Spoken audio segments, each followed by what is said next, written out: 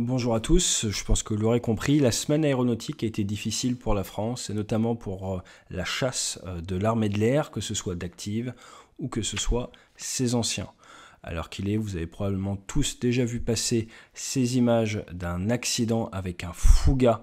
C'était dans le sud-est en ce 16 août et vous avez forcément entendu parler de la collision, de l'abordage entre deux Rafales de l'ETR, l'escadron de transformation Rafale qui avait décollé de Saint-Dizier et qui a fait 2 victimes. La communication officielle sur ce crash en service aérien commandé a été très bonne. Les médias ont fait une couverture bien au-dessus du standard habituel.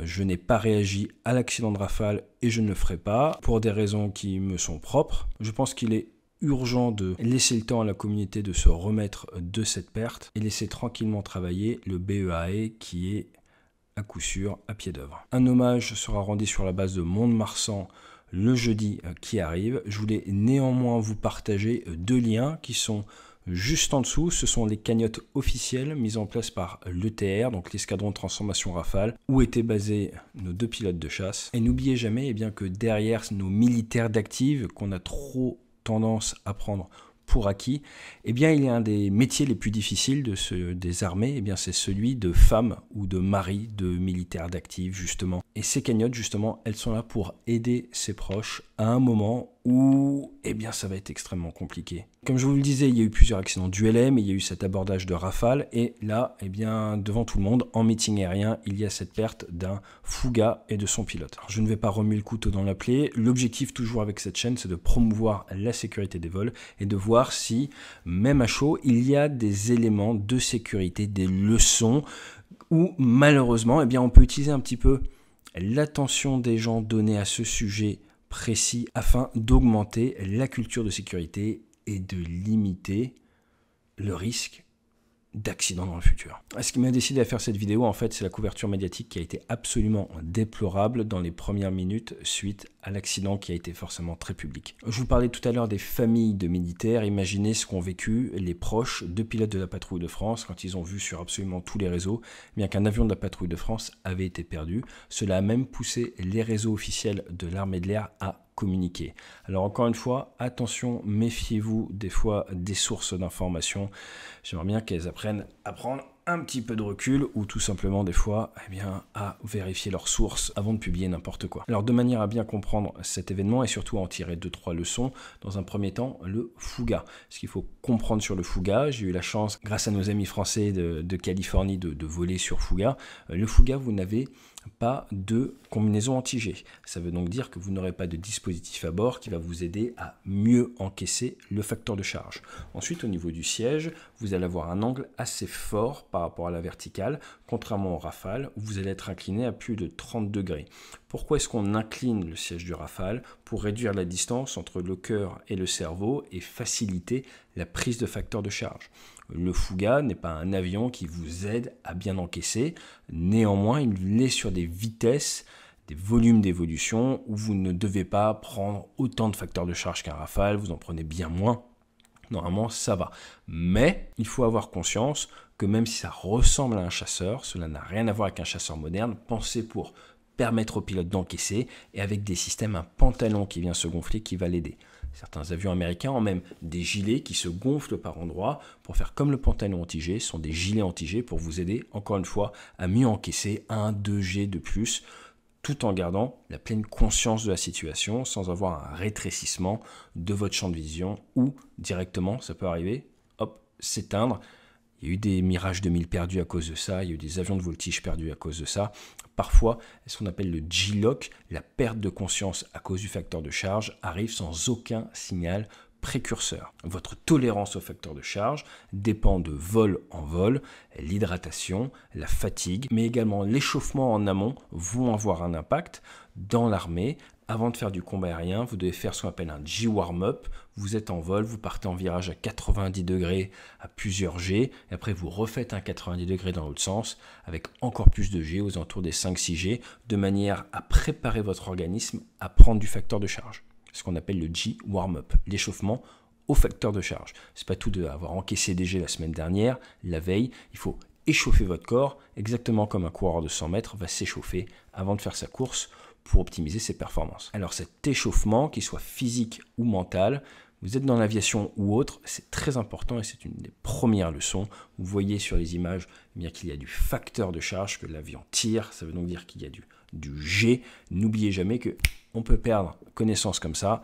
Notre tolérance dépend du jour. Vous faites de l'extra, vous faites du cap 10, échauffez-vous au facteur de charge avant votre vol. Une deuxième leçon, c'est si vous volez au-dessus de la mer ou au-dessus d'endroits, de zones où il y a peu de repères. Personnellement, j'ai eu la chance de faire des meetings aériens dans cette zone-là et pour tout vous dire, je me suis gravement blessé le cou sur un meeting aérien pas très loin du côté de Sainte-Maxime. Pourquoi ? Eh bien parce que j'avais un petit souci de placement par rapport à mon axe central et il est très difficile de voltiger au-dessus de la mer. Alors attention, là on n'est pas en train de parler d'un jeune pilote ou d'un jeune pilote de démonstration, c'était quelqu'un de très expérimenté, mais plus que me focaliser sur cet événement, je veux essayer de vous faire monter en compétences aéronautiques ou en culture sécurité en réagissant à ces premières images. Donc attention à la tenue d'axe et de manière générale au vol au-dessus de la mer. Les démonstrateurs de l'armée de l'air s'entraînent avant le début de la saison à Solenzara au-dessus de la mer, car la démonstration au-dessus de l'eau a d'autres difficultés que la démonstration au-dessus de la terre, et c'est notamment la difficulté à connaître votre hauteur, mais également la difficulté à bien tenir son axe, car vous avez tout simplement moins de repères, moins de références, et c'est tout simplement plus dur. Autre point au-dessus de l'eau, vous pouvez avoir une sorte de jour bleu, bien connu des marins, qui est assez compliqué parce que vous avez du mal à voir exactement où est l'horizon.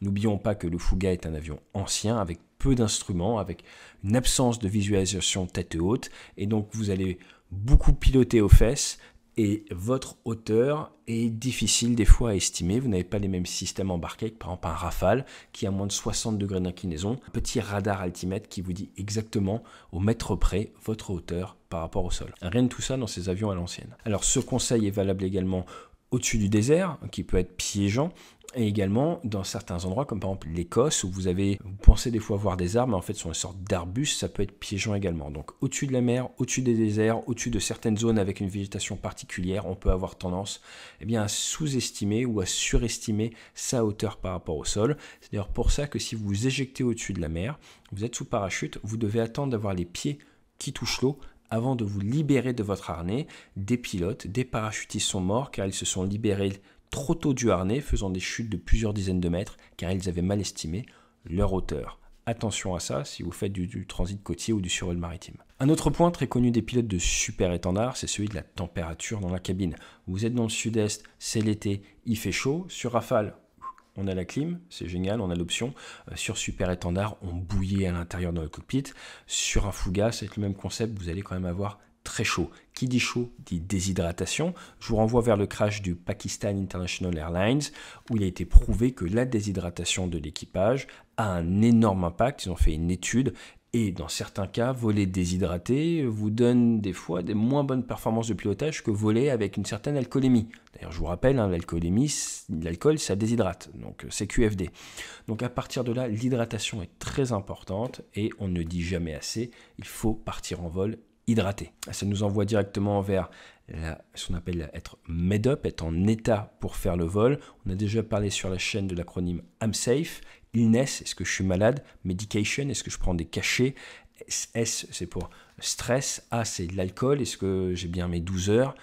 F, c'est pour fatigue. Et E, c'est pour mes émotions. I'm safe, est-ce que je suis safe? Petite checklist que le pilote fait avant de prendre l'avion. Les pilotes de démonstration sont souvent des pilotes de chasse retraités ou des personnes, on va dire, dans une deuxième ou troisième carrière aéronautique. Et si vous êtes ingénieur chez Airbus ou autre, eh bien ça peut vous amener également à réfléchir à cette direction que prend l'aviation civile, qui est celle du monopilote. Monopilote sur avion de ligne, pour avoir eu des soucis de santé, on ne commande pas forcément quand ça arrive. Et dans l'aviation de ligne, on parle d'incapacitation du pilote. Si vous êtes deux, travaillez en équipage, ça pose pas de souci. Si vous avez incapacitation d'un pilote dans un monoplace, c'est beaucoup plus gênant. C'est pour ça que les constructeurs travaillent, par exemple, d'AR sur des boutons recovery pour ramener l'avion au cas où votre monopilote est indisposé ne fonctionne pas. En voltige ou en évolution basse altitude, une indisposition, un malaise, un problème au niveau du pilote, forcément, ne va pas pardonner. Il n'y a pas de système de récupération automatique,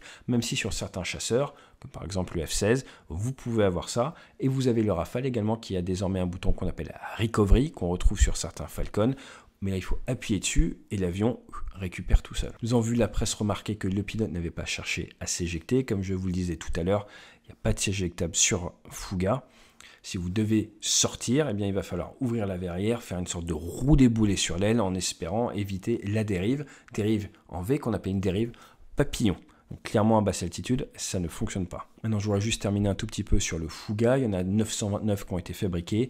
Vous avez 2 fois 400 kg de poussée avec ces réacteurs au bruit très particulier. C'est un avion qui est très agréable à piloter, qui est très sain, qui est un avion école. Et on entend clairement dans la vidéo bien que les moteurs tournent.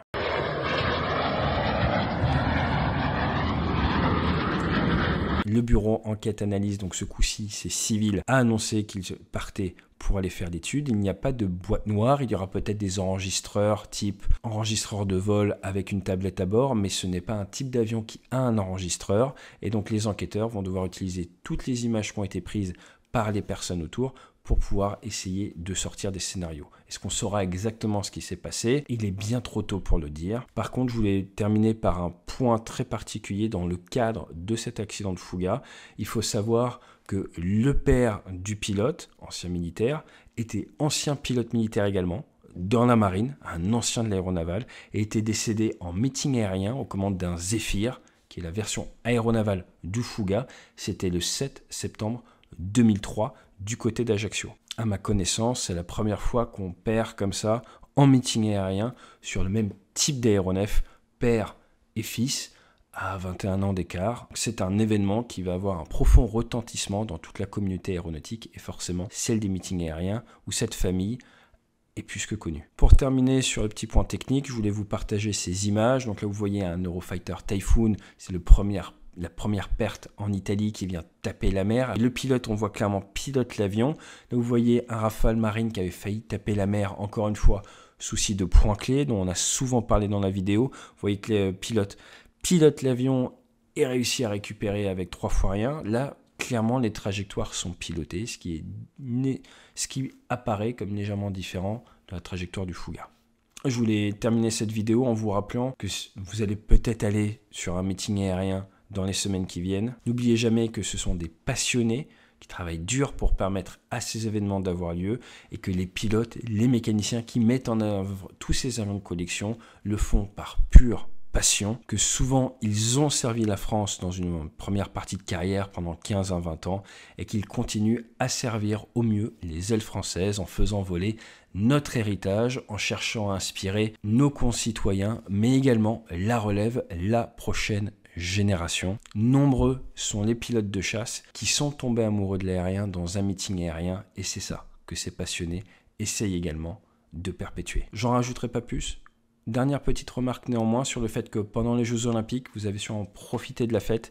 On a entendu parler d'aucun souci sécuritaire. C'est grâce à nos forces de sécurité. C'est également grâce à l'armée de l'air et de l'espace qui a excellemment fait son travail, que ce soit contre les drones ou contre les incursions. Et j'insiste une dernière fois, derrière tous ces hommes et femmes qui nous protègent au quotidien, il y a des familles et c'est pour ça que je vous ai mis en dessous les liens pour justement aider ces familles qui malheureusement sont en train de vivre leurs heures les plus sombres. Et on termine avec cette citation d'Henri Fauconnier, prix Goncourt 1930 avec Malaisie. Toute destinée est une suite d'accidents à retardement avec le coup de grâce au bout.